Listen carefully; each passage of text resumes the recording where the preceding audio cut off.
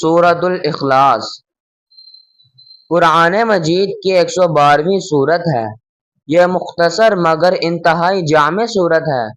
توحید خالص کا بیان ہے۔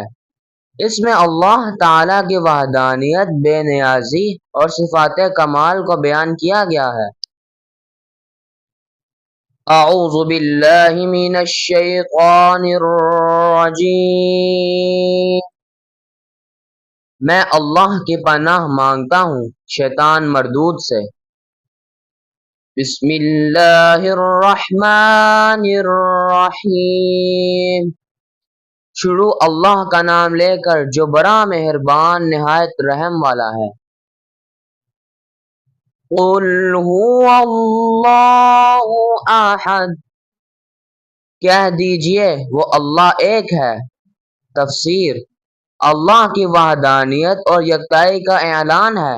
احد کا مطلب ہے ایسا واحد جس کا کوئی دوسرا نہیں، وہ اپنی ذات و صفات میں منفرد ہے، اس میں ہر قسم کے شرک کی نفی ہے۔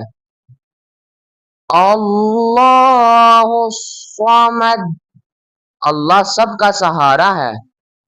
تفسیر: الصمد وہ ہستی ہے جو نہ کسی کا محتاج ہے اور سب اس کے محتاج ہیں۔ وہ ہر ضرورت کو پورا کرنے والا ہے، سب اس کے در پر جھکتے ہیں اور وہ کسی کا محتاج نہیں۔ ہر مخلوق کا سہارا وہی ہے۔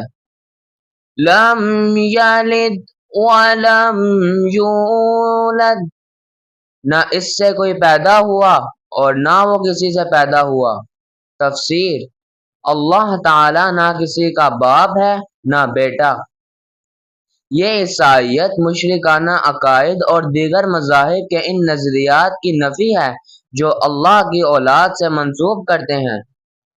اللہ تعالیٰ ازلی و ابدی ہے، اس کی کوئی ابتدا یا انتہا نہیں۔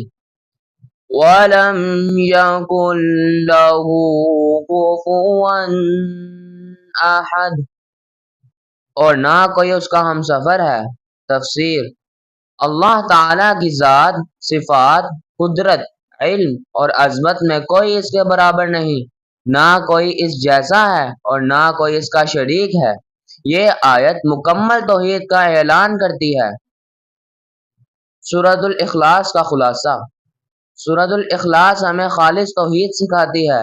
یہ سورت ثابت کرتی ہے اللہ ایک ہے، سب اس پر انحصار کرتے ہیں، نہ وہ کسی کی اولاد ہے اور نہ کوئی اس کی اولاد ہے، نہ کوئی اس کے برابر ہے۔ سورۃ الاخلاص کی تلاوت۔ اعوذ باللہ من الشیطان الرجیم، بسم اللہ الرحمن الرحیم۔